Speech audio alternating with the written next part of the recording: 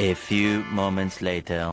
Ginagawa. Mayroon tayong gantimpala. Kaya sabi sa Colossians chapter 3, verse 23 hanggang 24, ano man ang inyong ginagawa, ay inyong gawin ng buong puso, gaya ng sa Panginoon, at hindi sa mga tao, o hindi sa mga tao.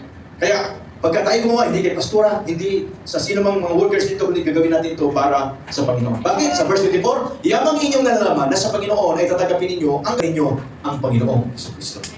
So, palaban natin ang Panginoon. So, mayroon tayong mana, gantimpala. Kaya paglingkuran natin ang ating Panginoon Kristo. Kaya yung high calling na yan, na binigay sa atin ng Diyos, ilangaran natin. Pagdating ng araw, may gantimpala tayo. And then, hindi lang yun. Pagdating ng Panginoon, Revelation chapter 22, verse 12, ako'y malapit nang dumating at dala ko ang aking gantimpala upang gantihan ang bawat isa ayon sa kanyang ginagawa. Ang tanong, sabi mo sa katabi mo, may nagawa ka na ba sa Panginoon? Kung may nagawa ka na sa Panginoon, eh, abangan mo yung gantimpala. Tanggapin natin yung gantimpala.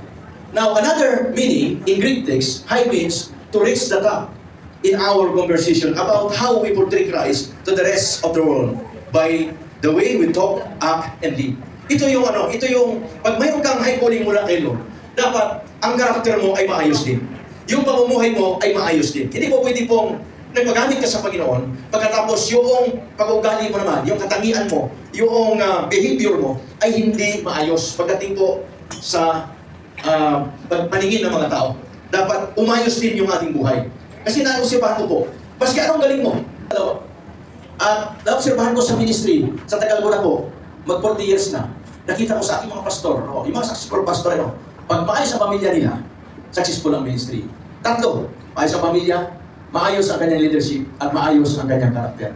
Yung buong pastor na yun, lalago ang kanyang iglesia. Pero pag sira ang kanyang pamilya, sira ang kanyang karakter, sira ang kanyang leadership, wala po, hindi maging successful yung ministry niya.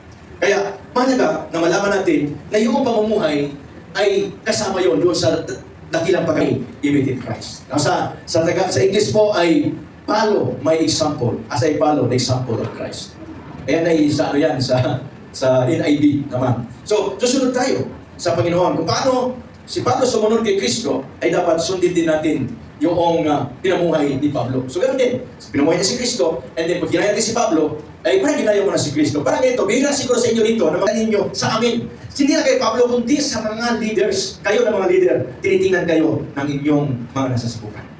Tayo, nakatingala sila sa atin. Parang pag nakita kanila, dapat parang nakita na rin nila si Kristo. Di ba, hindi yung pagka lumalakad, na siyang madalas kong sabihin sa inyo, na ngayon sinasabi ko sa inyo na may pagluha, na sila ang mga kaaway ng krus ni Kristo. Mayroon talagang hindi lumalakad ng maayos. Na kay Pablo pa rin, ang sabi niya, ang mga bagay na inyong natutunan, tinanggap, narinig at nakita sa akin, ang mga bagay na ito, ang gawin ninyo at ang Diyos ng kapayapaan ay isa sa inyo. Ang sabi niya, yung mga natutunan daw nila kay Pablo, sabi niya sa mga natutunan, una, tinanggap, pangalawa, narinig, yun ang pangatlo. And then, ang pangapat, nakita sa akin. Ang mga bagay na ito, ang gawin ninyo. Hindi ang ating aral.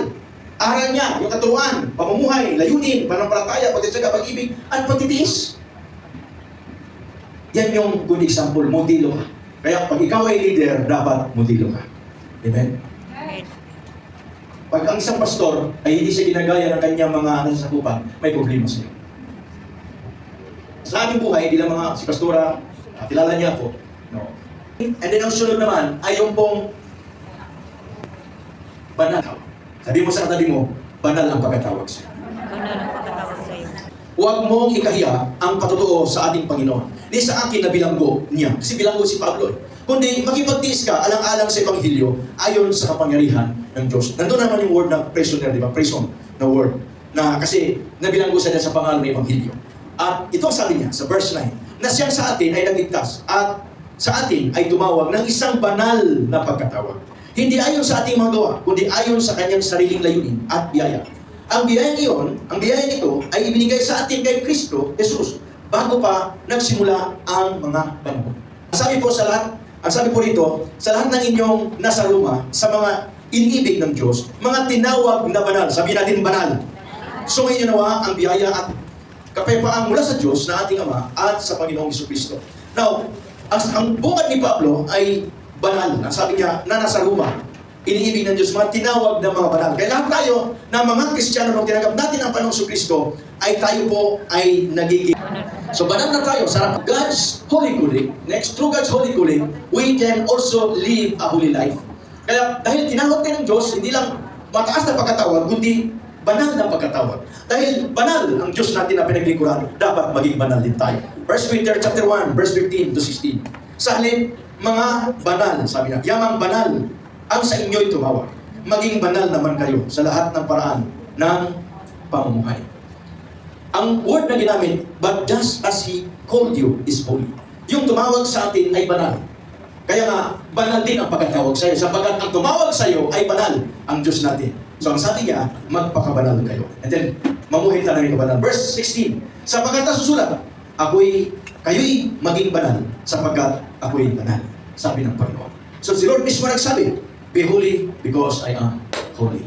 Eh maraming mga Kristiyano ay hindi holy, kundi holy sila sa ginagawa nilang kalokohan. At tinanggap mo si Kristo. Ang tayo'y naglilingkod at patuloy naglilingkod, yung kabanalan ng Diyos ay nanatili sa ating buhay. At dapat nating lakaran yun. And then, bakit? Sapagkat sabi sa Hebrews chapter 12, verse 14, pagsikapan ninyong magkaroon ng kapayapaan sa lahat at ng kabanalan, na kung wala ito'y walang sino mang makita sa Panginoon. So nakalagay ko, without holiness, no one will see the Lord. Hindi natin makikita ang Diyos pag walang kabanalan. Kaya mamuhay tayo na may kabanalan sapagkat banal ang tumawag sa atin. 1 Thessalonians chapter 4, verse 3, it is God's will that you should be sanctified. Ibig sabihin yan, holy. That you should avoid sexual immorality. Sabi niya, sapagkat ito ang kalooban ng Diyos, ang inyong pagpapakabanal. So kalooban ng Diyos na tayo ay mamuhay sa kabanalan. Maiwasan natin yun pag namuhay tayo na may kabanalan.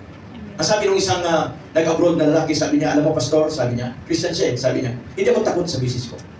Hindi tayo pwede ako gumawa kalakuhan. Kaya lang hindi ko magawa.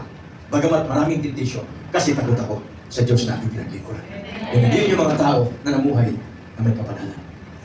Amen ba mga kapatid? Kaya anong temptation sa buhay mo ay hindi mo pabibigyan dahil mahal mo si Lord. Kung kami ni Mrs. bago lang dito, pero natin ang Panginoon. Nung bago lang kami dito sa Mangkong, nakikita lang kami sa isang church. Ngayon mayroong kasi obedient to Jesus Christ. So, pinili at itinalaga ng Diyos Ama at ginawang banal ng Espiritu upang sumunod kay Jesu Kristo at mawisikan ng kanyang dugo, biyaya at kapayapaan ang sa inyo'y sumagana. Now,